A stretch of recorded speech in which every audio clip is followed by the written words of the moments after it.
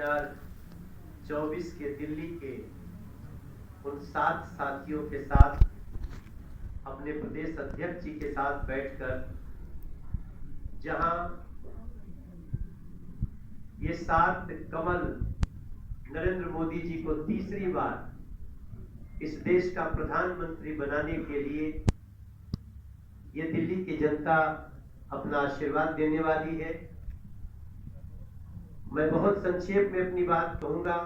जब मैं 2014 में आया था तो हमारे पास, जब मैं नॉर्थ ईस्ट दिल्ली की गलियों में जा रहा था तो मुझे 3 आवाज हर गली से आती थी, सिग्नेचर ब्रिज बना दोगे?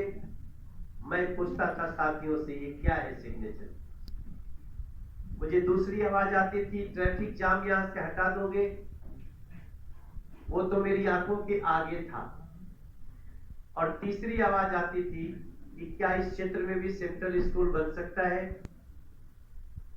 आज जब मैं आपके सामने बैठा हूं, मैं अपने नॉर्थ ईस्ट दिल्ली से तीसरी बार प्रत्याशी के रूप में हमारे विश्वमान्य नेता, दुनिया की आशा और विश्वास के केंद्र, भारत की आकांक्षाओं के जो सबसे बड़े पैरोकार हैं, उन्होंने जो मौका दिया है हमारे राष्ट्रीय अध्यक्ष जेपी नड्डा जी ने, मैंने पहले 5 साल में ही सिग्नेचर ब्रिज बना करके ही मैं लोगों से मत मांगने गया और तभी एक शुरुआत हो गई थी हमारे क्षेत्र को डीकंजेस्ट करने के लिए, ट्रैफिक कंजेशन से।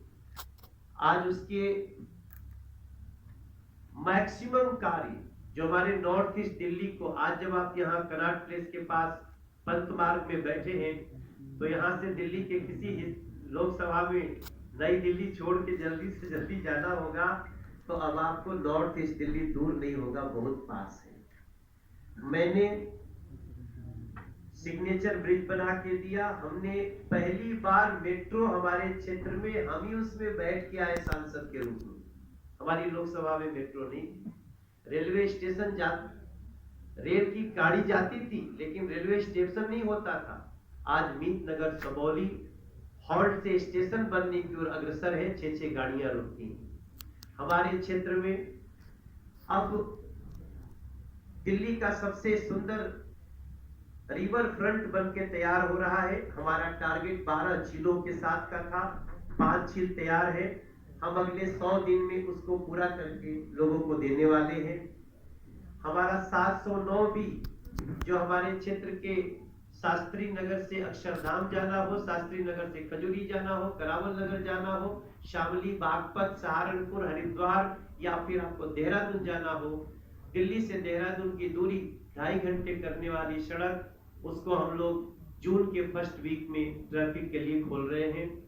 अभी हमने उस पर गाड़ी भी दौड़ाई कुछ दिन मीडिया के साथ। हमारा मेट्रो का चौथा फेज, जिसमें लोकल गवर्नमेंट सहयोग करने को तैयार नहीं है, वो हम अगले 6 महीने में दे देंगे। हम लोग बड़े ही खुशनसीब हैं कि हमारे क्षेत्र में एक सेंट्रल स्कूल की जगह 3 सेंट्रल स्कूल पास हुआ है। हमने एक सेंट्रल स्कूल का भवन भी लोकार्पण कर दिया है। अब हमारे सामने जो अगले 100 दिन की चुनौती है, हम उस पे सिर्फ बात करेंगे। उसी पे हमारे राष्ट्रीय राजमार्ग 709 भी का निर्माण कर पूरा कर जनता को समर्पित करना हमारा 100 दिन का कार्य होगा। यमुना रिवर फ्रंट का बचा हुआ कार्य पूरा करके देना हमारा समर्पण होगा। मुकुंदपुर 82 एकड़ में खेल का मैदान और पार्क बना के देना हमारा अगला 6 महीने का कार्य है। हमारे दिलशाद गार्डन में बन रहे ओपन स्टडी सेंटर को छात्र छात्राओं के लिए लोकार्पित करना अगले 100 दिन का काम है। आफ्टर इलेक्शन जगतपुरी विस्तार में 2000 लोगों के बैठने का उत्सव पंडाल बनाना हमारा अगले 6 महीने का कार्य है। और हम अभी अपने क्षेत्र का पहला कन्वेंशन सेंटर 1000 लोगों का एक साथ बैठने का लोगों को दे चुका हूं। और हमारे गोपालपुर गांव में 10 एकड़ का पार्क बनकर तैयार करना, झड़ौदा माजरा में ऑडिटोरियम और सोनिया विहार रोड का डबल पुस्ता कराना, कावड़ी रोड को चौड़ा कराना और गोकुलपुरी मेट्रो के नीचे से जा रही सड़क को, उसको सड़क को दुरुस्त करके लोगों को नाले के दुर्गंध से बचाना हमारा अगला 6 महीने का कार्य है। मान्य रामवीर सिंह विदोड़ी जी,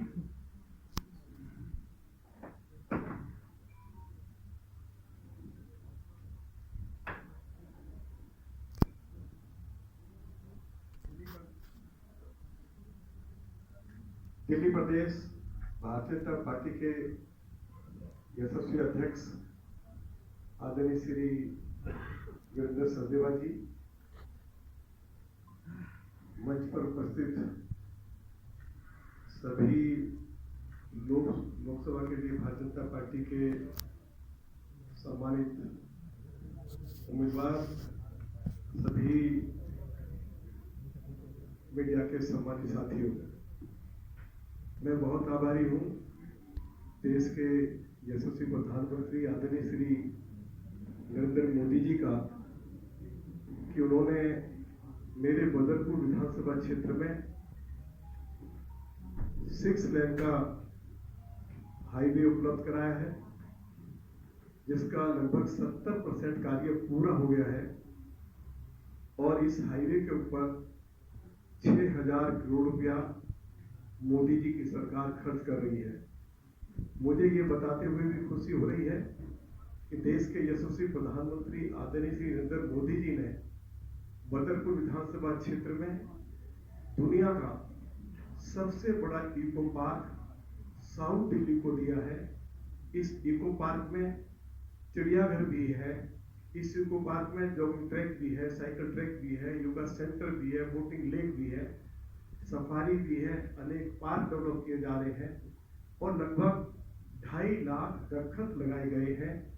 मैं इसके लिए प्रधानमंत्री जी के प्रति बहुत बहुत आभार व्यक्त करना चाहता हूँ। उन्होंने मीठापुर चौक पर फ्लाईओवर भी दिया है और आगरा कैनाल, गुड़गांव कैनाल के ऊपर जो अंग्रेज के समय के पुल थे, उन पुलों के स्थान पर नए पुल बनाए जाए, उसकी व्यवस्था भी की है। जहां तक अन्य समस्याओं की बात है, मैं आप सभी को जानकारी देना चाहता हूं कि 5th फेज में बदरपुर विधानसभा क्षेत्र को मेट्रो से जोड़ने का फैसला मोदी जी की सरकार ने ले लिया है। साउथ दिल्ली पार्लियामेंट सीट के जो अन्य क्षेत्र हैं जो मेट्रो के साथ नहीं जोड़े गए हैं, उनको मेट्रो के साथ जोड़ा जाएगा। दिल्ली के गांवों की जो एक्सटेंडेड आबादी, लाल डोरे के बाहर की जो आबादी है, उसको नियमित किया जाएगा और एक्सटेंडेड आबादी में जो सरकारी जमीन खाली पड़ी है, उस जमीन के ऊपर स्कूल, कॉलेज, हॉस्पिटल, डिस्पेंसरी, डाकघर, पार्क आदि विकसित किए जाएंगे। मेरे साउथ दिल्ली पार्लियामेंट सीट में संगम विहार है, छतरपुर विधानसभा है और देवली विधानसभा है। इसमें ट्रैफिक की जो व्यवस्था है वह पूरी तरह से अस्त व्यस्त पड़ी हुई है और मैं आज मीडिया के सामने ये एश्योर कर रहा हूं आपके माध्यम से अपने सभी सम्मानित मतदाताओं को कि मास्टर प्लान की जो रोड्स हैं जो किन्हीं कारणों से नहीं बनी, उन रोड्स को बनाया जाएगा। रोड्स भी बनेगी और जहां आवश्यकता होगी, जैसे मांडी जौनापुर रोड है, छतरपुर रोड है, संगम विहार की सड़कें हैं, यदि एलिवेटेड रोड भी बनाने की आवश्यकता होगी तो एलिवेटेड रोड बनाई जाएगी, जिससे कि ट्रैफिक की व्यवस्था क्षेत्र में ठीक ठाक हो सके। इसी के साथ साथ दिल्ली के अंदर लगभग 69 ऐसी अनऑथराइज्ड कॉलोनीज है जिनके बारे में ये कहा गया है कि इन कॉलोनियों में अमीर लोग रहते हैं। इन सभी 69 अनऑथराइज्ड कॉलोनीज को मालिकाना हक दिलवाया जाएगा, रेगुलराइज करवाया जाएगा और इसके साथ साथ जितनी भी हमारी अनऑथराइज्ड कॉलोनीज हैं जिनको देश के यशस्वी प्रधानमंत्री श्री नरेंद्र मोदी जी ने रेगुलराइज करके मालिकाना हक दिया है, इन कॉलोनियों में जहां जहां ग्राम सभा की और सरकारी जमीन खाली पड़ी है, उन जमीनों के ऊपर इन क्षेत्रों के नागरिकों के लिए वे सभी नागरिक सुविधाएं उपलब्ध कराई जाएंगी जिनकी आवश्यकता है। जैसे स्कूल है, हॉस्पिटल है, कॉलेज है, पार्क है, बच्चों के लिए स्टेडियम है, खेल के मैदान है। तो ऐसी सभी जमीनों पर ये सारी नागरिक सुविधाएं उपलब्ध कराई जाएंगी और किसी कीमत पर भी इन खाली पड़ी जमीनों पर भू माफियाओं को कब्जा नहीं करने दिया जाएगा। अभी तक ऐसी शिकायतें आती रही है कि जितनी भी इन कॉलोनियों में गांव की एक्सटेंडेड आबादी है, जो ग्राम की लैंड है, जो डीडीए की एक्वायर्ड लैंड है, उस जमीन को कुछ भूमाफिया शासन प्रशासन के साथ मिलकर उसके ऊपर प्लॉट विकसित करके बेचकर करोड़ों रुपए कमाते हैं। इस तरह का धंधा पूरी तरह से बंद करके ऐसी जमीनों के ऊपर क्षेत्र के लोगों के लिए नागरिक सुविधाएं उपलब्ध कराई जाएंगी। बहुत बहुत धन्यवाद।